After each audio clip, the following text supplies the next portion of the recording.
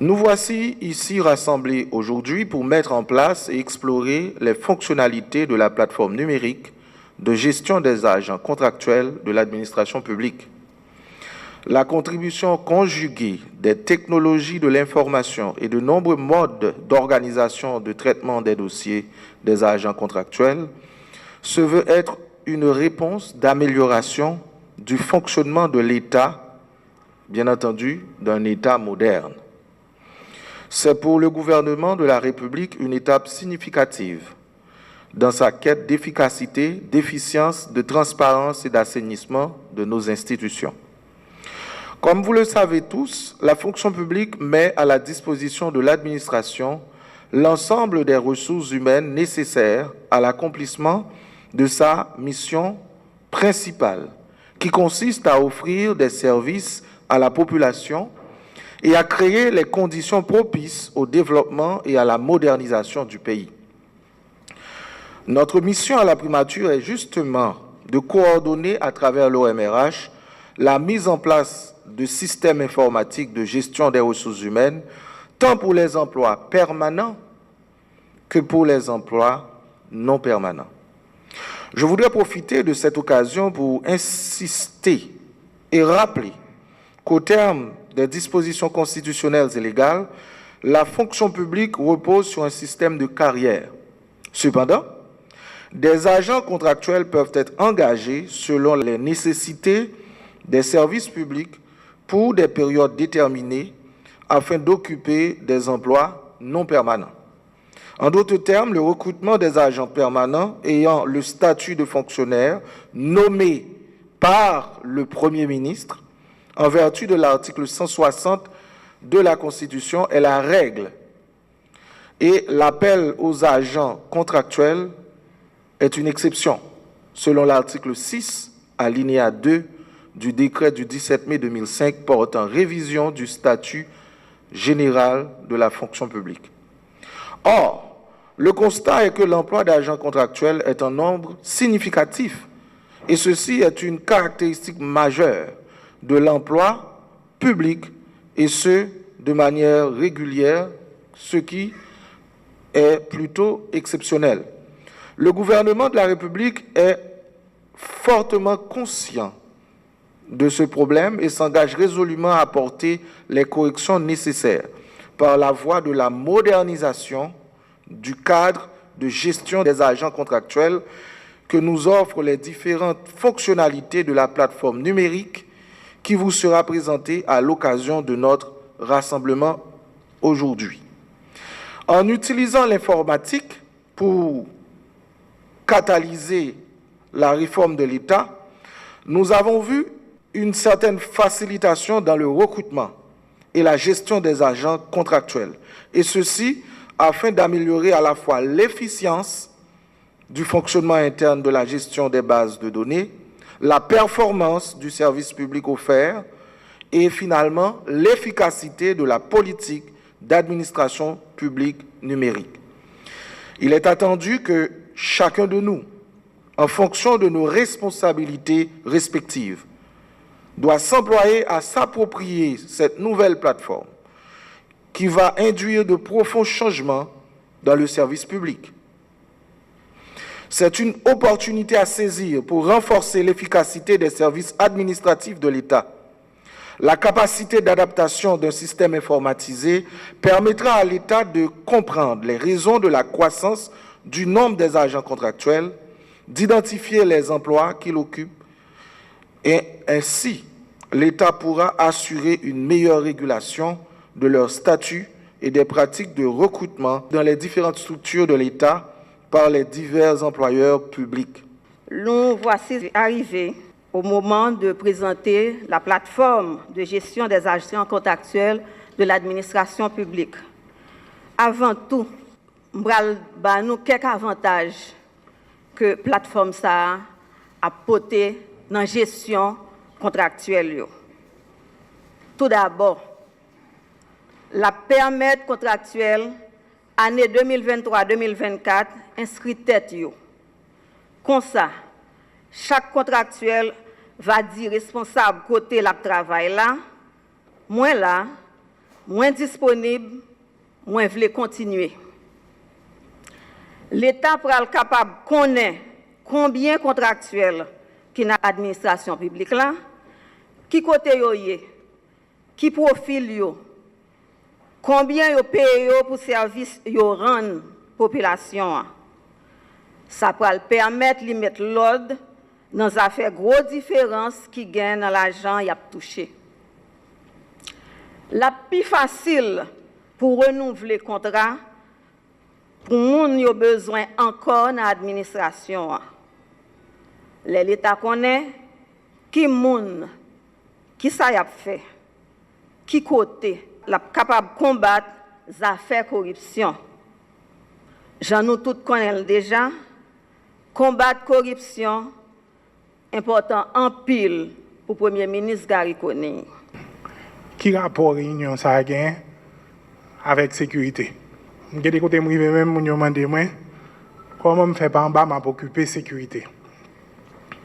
Et c'est une question légitime finalement parce que tout est lié à ça. Mais la vérité, il n'y a pas plus de sécurité que réunion ça. Sécurité est basée sur un bail fondamental. Capacité pour l'État bail service. Service police, service santé, service éducation, toute qualité de service. Il est basé sur l'autorité de l'État pour jouer rôle. Donc, sécurité est basée sur le monde. Il est basé sur l'individu. Il est basé sur 103 000, 104 000 qui ont joué rôle. Qui ont fait ça pour faire. Le problème de sécurité, c'est l'incapacité pour 103 000 personnes jouer rôle.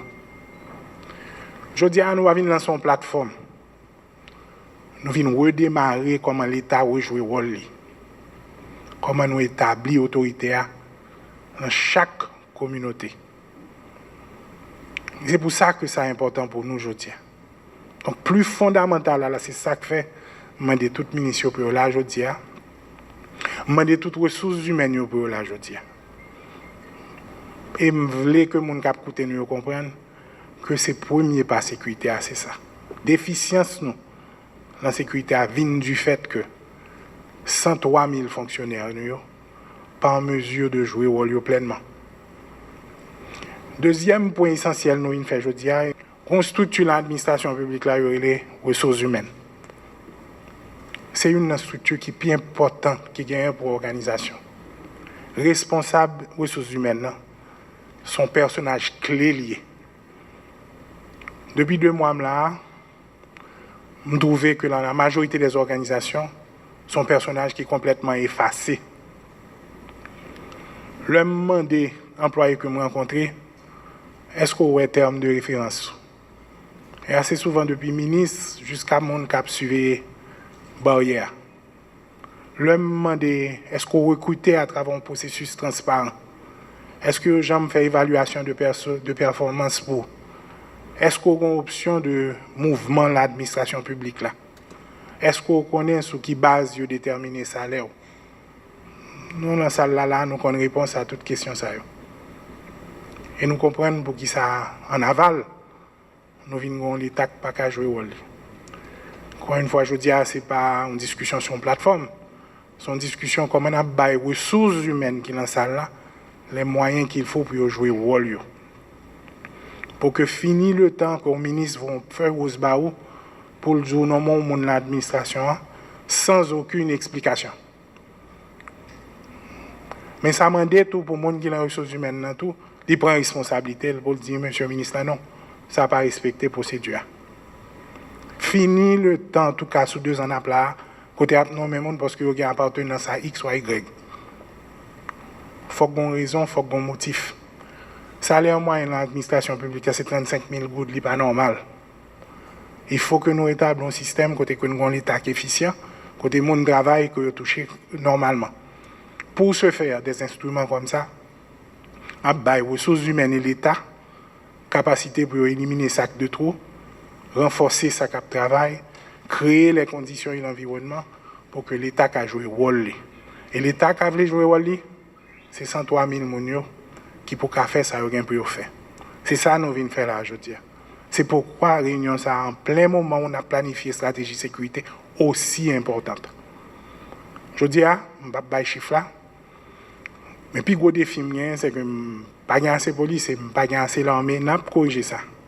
Puis gros défi c'est que le ministère de l'Intérieur m'a dirigé pourquoi même de utiliser asset lié aux gens pour l'utiliser.